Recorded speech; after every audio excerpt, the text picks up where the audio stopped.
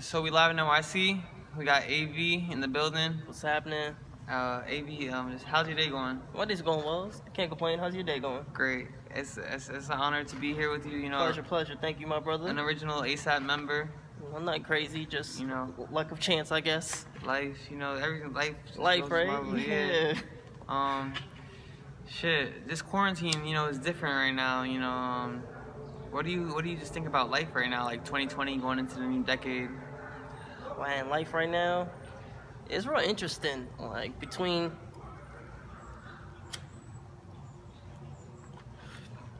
Corona, it's shutting the city down, shutting New York. I'm only talking about New York, right, specifically, but from what I can see, it's shutting the city down, making things change to the way our politicians are moving. Word. It's just all interesting. Like from Black History Month being one of the worst Black History Months ever. To roll around. To have this. I ain't really mad. The rest of the year ain't too fucked up. You feel me? Black History Month got it, so the rest of y'all gotta get it too. Yeah. Yeah. What about you? How you feeling about it? I just take it how it is. When people vote like Donald Trump into presidency, just prepare for the worst, and expect what you can expect from other people who believe in his rights, his thoughts, That's how I see it. Everybody is entitled to want to vote who they want to vote for. Like if Donald Trump's your guy, You gotta ride with him. that's your guy. Got him. Word, but shit. I just wanted to talk to you about what your life was like. Growing up. Where can you tell us where you're from and stuff? I was born and raised in New York. I'm from Harlem, more specifically Broadway with them OYAs. I spent a little time on the east side in El Barrio, but overall I was born and raised in New York and Harlem. That's how I met everybody I know now. It's coming outside. Okay. Tell me how your upbringing and the molding of your parents, how did that lead to what you got into developing in your youth, Well, being one of the few black kids on a majority Spanish block was a little different.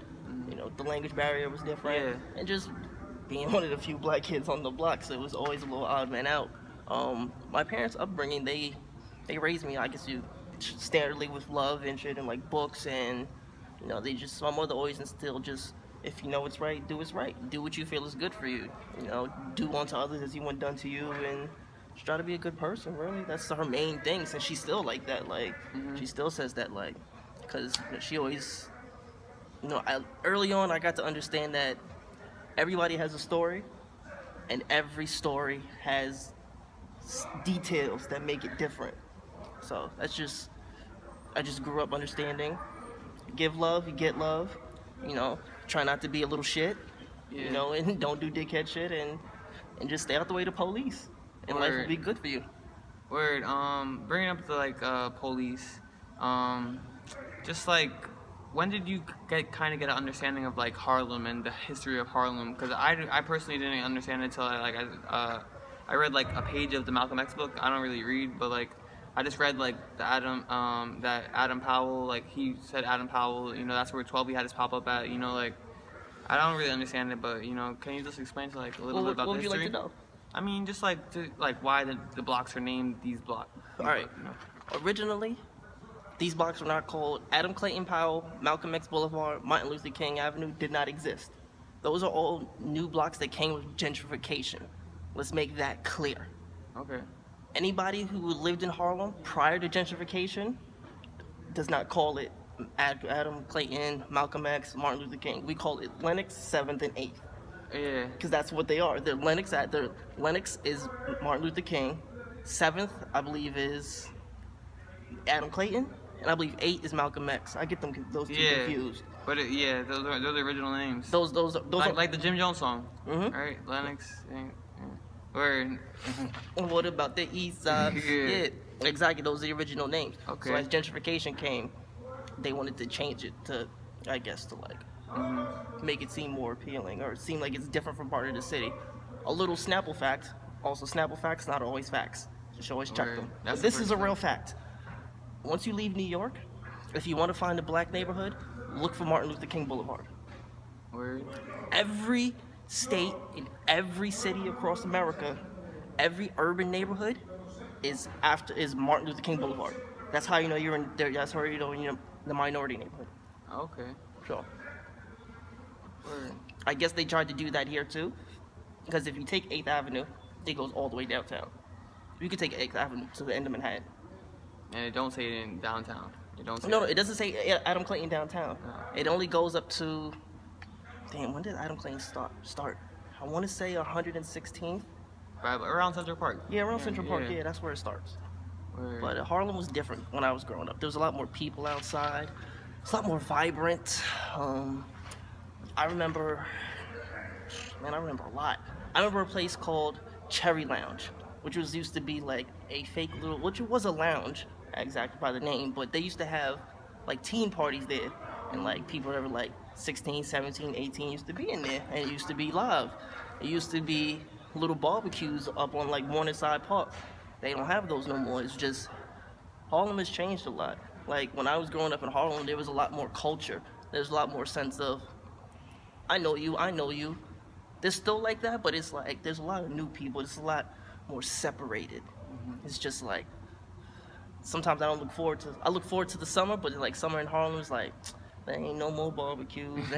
And I just feel that the younger generations are missing out on that experience of just basic socializing. So like that's a part of the thing that's changed in Harlem when I was growing up. Used to be a lot better food. Oh man, the food was amazing in Harlem. There used to be so much more like actual soul food and actual different diversities. There used to be a place on 145th and Broadway called Reliables. Used to be so good. You could smell their biscuits or their biscuits or buns, whatever they were.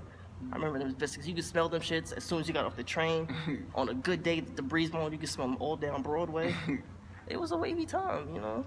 Like, that's how I met my friends, like coming outside. By being able to just go down the hill.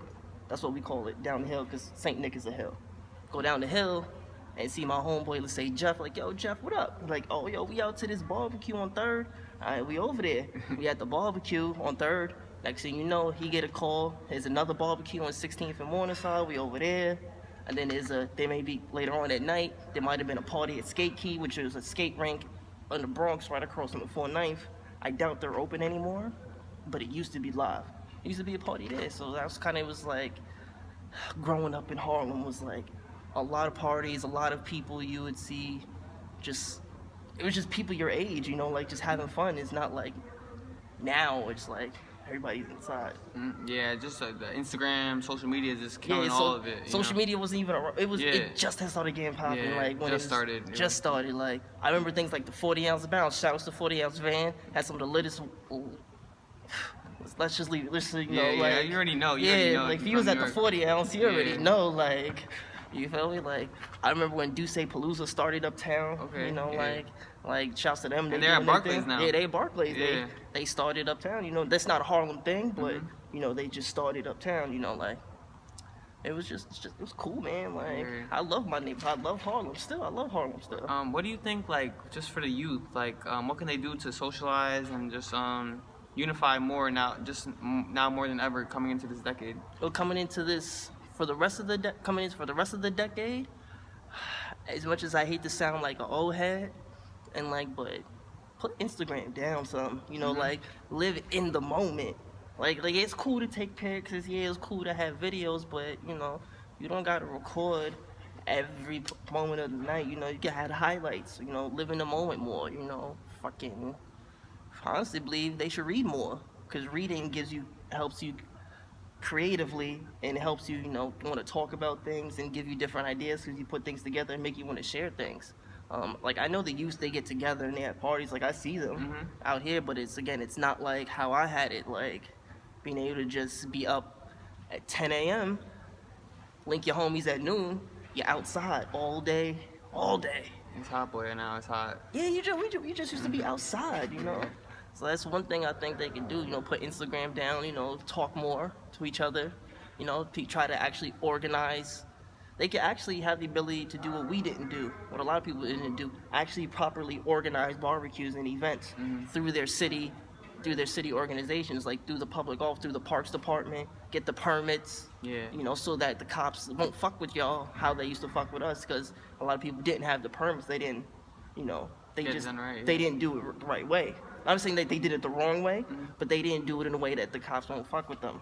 Mm-hmm. You know, if you don't get a police, if you got all your paperwork, ain't what they gonna tell Yeah, you. they can't. They can't.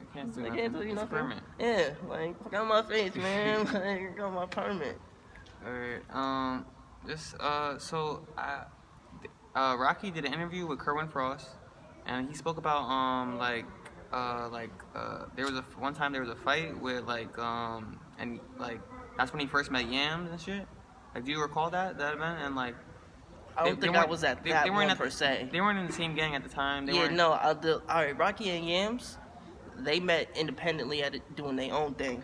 Mhm. That's how they met. Like I met Rocky and Yams kind of like one after another, Okay. but I wasn't there when they met initially. Word. Like they met, like they got their origin story is different from how I know them. Like I met them at a party and we just started linking. But do you remember that time period? Like what was going on? You just for you, like in your perspective. I remember that was like the early thousands. So I definitely, like I said, there was a lot of barbecues. That was like, around that time I was hanging out with ASAP Nas a lot. Mhm. Like that's my man still. Feel me? That's my brother. I love that man. No homo. Yeah. So like I was hanging out with him and Bari a lot. I was going, you know, getting more introduced to another part of Harlem that I didn't know. Like the more part of Harlem that was more eclectic and creative, or thought on a broader spectrum how I thought. Yeah. Because like I said, I was from a different part of Harlem where it was like I was majority really The Latinos, yeah. the Latinos, and like it wasn't too many black kids in my neighborhood that liked the things that I liked. A different aspect of life. Yeah, exactly. So you know that's how. Where just like linking up with a creative like that, like what do you think like it can do for a person, you know, like Well, it depends on how you meet the creative. It's all about how. Like when I met these gentlemen, these were just guys that I thought were cool and that I thought were interested in things that I interested in. Back then, I mean, I always knew that they would be something. Mhm. You know, I still believe ASAP Nas is one of the best rappers out. He just has to put his album out, and then, you know, everything I've been saying will just be show and prove.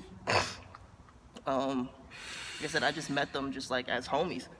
But I feel if you meet them now on some genuineness, like it's a genuine relationship and you're not trying to, I'm not going to say use them, but if you're not trying to learn from them, you're always going to learn from them. If you're not going in with the intention like, yo, I'm trying to get Link ASAP bars so I can learn this, I can learn that, I can learn this, how he could teach me how to do this, he could plug me in like this.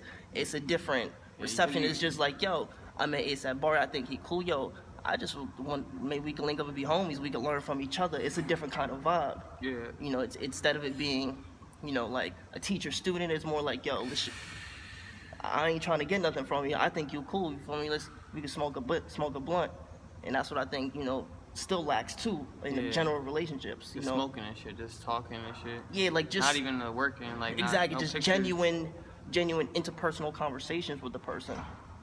Because you never know, you know, like you never know what can happen, but it's just always just, you know, try to put yourself best foot forward and just be like, yo, don't try to come for something, just come being you. Weird. Just like, meeting people around that time, like, what was it like? What was cool about that? You know, just. It was just cool to meet other people that were in my age group that like similar things. It was cool to meet people that were into different things, and it was cool to see a world of girls that I didn't know existed within my radius. Yeah. Like They pop up. It was just like. It was like around the first times where I really got exposed to like really loving Harlem girls, like, and loving people from my neighborhood. I'm like, I always knew it because I would go around on my own, go to different events, just go wherever I could find. But this was like being led into the cool side of town. Yeah. You know, that's how I viewed it. Mhm. I was like, oh, okay, you know, I'm just some kid from uptown who's kind of eclectic. How old were you at the time? In my early teens, I was like probably like 17, 18. Word. Yeah. That's dope. That's dope. It's before I met these guys. I met everybody before I was legally old enough to drink. Legally. Mhm. So yeah. I was still in high school. coming out of high school. Where see you at the Ardwar interview. That was like a very memorable moment. Yeah, I was definitely a lot more self-conscious back then. Like, it was just a different time. At that whole period, like, Yeah, it was just, for me personally, it was just a different time. Like, it was just, I was very self-conscious, wasn't very into, like, I was down for meeting new people, but like being on camera and talking, it was just a lot. I was just yeah, like, it's like, oh, like, yeah. Chill. I'm here, like, this shit is, I'm here in Texas with the homies, like, I've seen Nardwar interviews. I'm like, I know who this guy is. His interviews are cool, and he wants to talk to everybody here. I'm like, I'm just in shock. I'm just like taking it in, like, it's just like cool, cool experience. Word. Just like, just like being like hanging out with your friends. Like, fuck all like, just hanging out with your friends and making music. Like, what was cool about like being on the Club Paradise tour, the Live Love ASAP tour. Like just like seeing different cities. That was part of it, but a big part of it for me was seeing my friends who I believed would do something amazing, actually doing it, and being able to help them achieve something great. That's what it's always been about for me. I never cared about being famous myself. Mm-hmm. I cared more about helping create the larger picture, and and gain. Yes, I would. Of course, you would gain something from it, but that's all I cared about. No, just like just being a good friend. Yeah. Like, I care more about being there with my friends, having fun, and helping, make the picture, make the machine work Yeah. than anything else. That's what it was all about for me. or what do you think that people can do nowadays? Like, not to say that you're older or anything, just that you've experienced it. Like what can people do to support their friends more? And not The same worry thing. about like, cause Instagram is so heavy nowadays. Like, The same thing I did and still do. Just listen to them, help them out with simple things. Like, if let's say if you got a friend that has a pop-up and like your friend has to pick up all these shirts from here, and you can help you, like, yo, you got all the other things, I'll go grab the shirts for you, bring them over here. Oh, you need help set up? Like, I'm gonna help you set it up. Oh, you need help cleaning up the spot? Oh, like, they do that. I was watching Insecure the other night, and Issa, you ever watch that show? nah. You should watch the show. Hella funny. Insecure. Yeah, dope show. And this girl named, the main character, Issa, was having a mixer. And, her friend Molly came around, helped her, supported her, threw a little shade at her. But at the end, she still helped her, like, clean up and whatnot. That's just an example, like, what people could do, like, to help. If you can help financially if you wish. But, even shout them out on your Instagram page, like, put them on your story, Yeah. Cause a double a like is nothing. Yeah, a like is nothing. It really People is, like we like a million things. It's Yeah. just a like. It's just, you can help that person get to the Explorer page. Yeah, you can really do that. Like, Yeah. one like. A number. It's all a numbers game. Or Basic things you could do. Just help them. Like, just try to support them in the best ways. There's many ways you can do it. You don't necessarily gotta do much, but they gotta pop up help. Whatever the person's doing and whatever your friend is doing, you can find a way to help them if you really want to help them. that's the thing. Like, just seeing like people like treat you in a different aspect, see you in a different light. Like, well, like what did you gain out of that? Like, Well, for me, people really didn't treat me many different because I wasn't up, pushing for the, I wasn't in front of the light. Yeah, but you know how people are. You know how just like. But some people that saw me, like, I was like, oh, you know him, they would be extra nice to me because they might have saw me with her, they see me with them, and they're like, oh, and then they try to get closer to me they stroke my ego so I can put in a word for them, so they can get, like, or like girls, or do some things with me to get in hopes to get to him, they get to the next one, so things like that, It's real. It's definitely happened. I've definitely seen it and experienced it.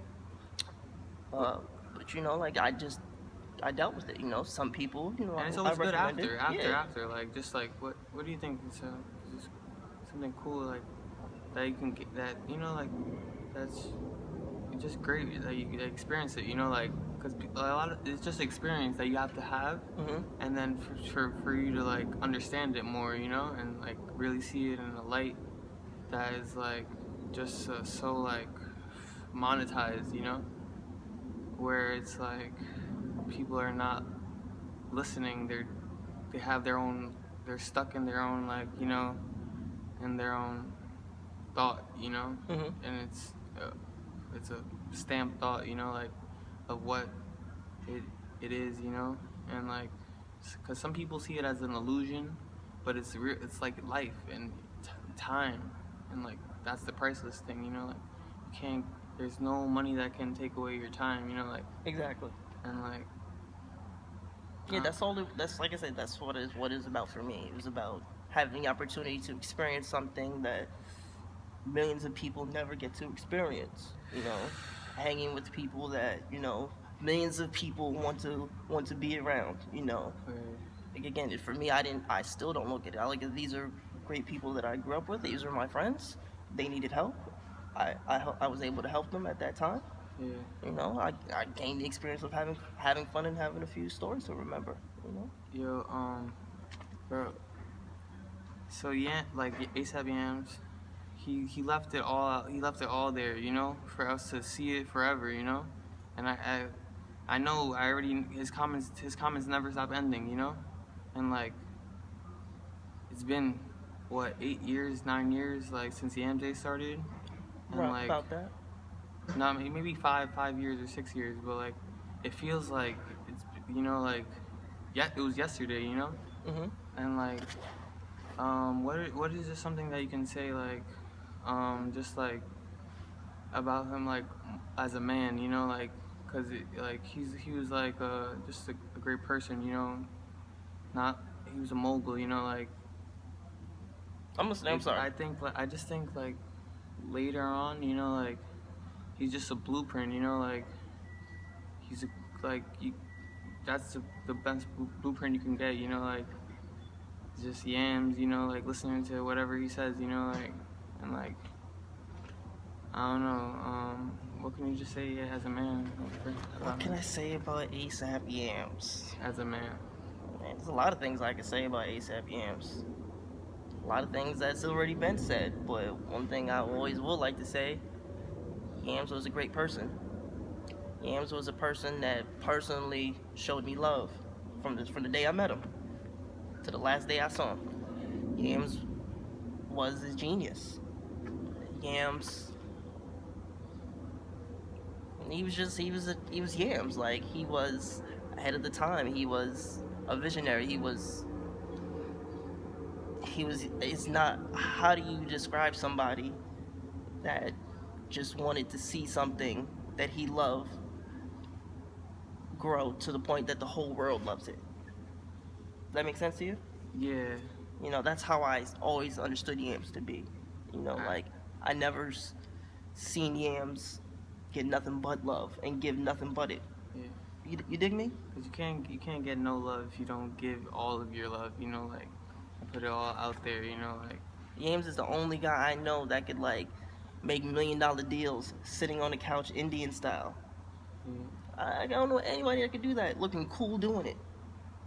You know, I don't know anybody that could have taken or got together a bunch of brothers from uptown, from the mid that grew up in the 2000s, that are from Harlem, and that are all the same age and all highly competitive, and got them to all sit down and understand, like, yo, this is the plan. I've seen it. I know it'll work. If y'all follow me, it'll work. And it did.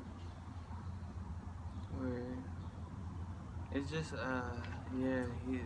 Like you have to like belief and like understanding like of like realistic and like misogynistic and like what's important. You know, like into making your time worth it, like smoking blunts and like it could be worth it, like so it's all about perspective, honestly, Right. and like what your goal is. But yeah, nah, this was a cool convo. Um, so just like uh, moving forward, like, what do you think? Like, what are you trying to talk about? Whatever you want to know, man. No, I ain't really got much on my mind right now. do you still like fuck with like putting shit out? You know, like. I never personally have been a musician. I've always been more of like on the production team. Like I like to like make things, do things. You know, that kind of thing is my area of expertise. So like, can people still work with you? Like, is that like possible? Like, I mean, I'm open to anybody to collaborate with anybody or do people to Right. work with me on things. You know, like I was just thinking like just put like some merch out and shit, like some like something like yeah, not totally. cause like I think like a lot of people just like fuck with the fuck with the fits and shit like, and like are inspired like fashion, and like they just want more. You know, I always want more. People always want more. You know. Yeah. Um. But anything I do put out is gonna be like legit and it's gonna be like 100. Do you have like any like coming up like maybe 2020 like? Maybe I got a few things I'm like ideas I'm working on, like nothing that's like 100% like ready to be like yo this is what I've been doing. You know, Mm-hmm. I like to keep things under wraps and I like just work on them and then present them when it's done. Uh-huh. You know, it feels better that way. Right. So just like in about like life, what are some cool things that are like going on like as like you go through this quarantine? Just staying fit and reading more books. And I've been writing some interesting things. That's pretty much it. Right. Smoking great weed. You know. Nah, I've been smoking good weed. That's pretty much it. Yeah. No. What's cool about just seeing New York City, like dead, like The quietness of it, how Yeah. quiet it is. The New York City right now it feels like a suburb. yeah, You know, like if you ever been to like a it feels like another city outside of New York. but shit still be happening. Like I mean, of course, in New York, can't shit stop- always gonna can't happen. New York is still gonna be the legendary place it always Yeah. is to some degree, but some things are always gonna pop up. Things may even happen more as time gets longer. You know, New York is not a city that can stay still for too long. I'm surprised it lasted this long. Yeah. I'm surprised people ain't start getting crazy. I think it's really good, like for the ozone layer. It's and, great like, for the environment right environment, now. yeah, the environment, yeah. Mm. Cause It's- like there's no traffic. There's like Animals are loving it right now.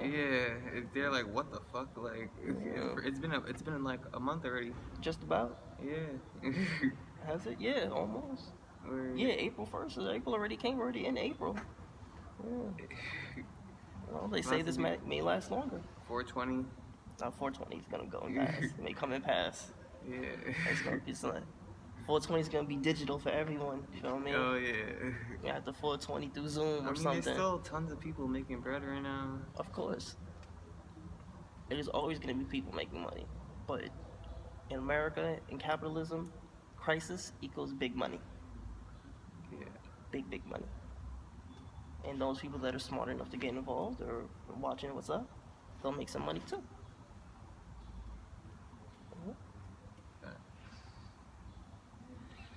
But yeah. Shit, like, can you talk about like your high school life? It really wasn't much. I went to a high school named Legacy. Got transferred to YABC for my senior year. As a night high school, Okay. I had a little trouble in high school. Yeah. Altercation with another student, so that caused me to be transferred. Yeah. And it's Night school. yeah, transferred to night school. That also gave me the ability to hang out after school with with some of the homies because they would be going to parties and I'd be getting out of school. And I'm like, fuck yeah, I'm coming to that shit. Come right here. Yeah, you were in the city already, right? Yeah, I was in school on 14th Street. Oh shit. So going further down was no problem. Like taking a trip to Soho, be like, yo, what y'all doing? You want to go to Prince Street to this warehouse party? Prince and what? Word? I'm over here. It wasn't that hard. Yeah. There was a lot of those back in the day. A few loft parties in Brooklyn. Uh, Or nah, but there's some great people out there, you know, like that are still like that you meet and like they like end up being like just people that you can speak to, you know, and like that you respect, you know, like and you want them to succeed and they want you to succeed the same way, you know. They mhm. might not show it, you know, but they really want you to succeed, you know, like you know, life, you know. Life, it happens no matter what. Facts. Alright. Do you think you're gonna post like any video content like on YouTube and shit? Well, I haven't built my YouTube yet, but Yeah. I will repost this on Instagram, and we'll see how it goes. Alright, but alright, alright. So we're live in NYC. Yeah. See you. Alright, but.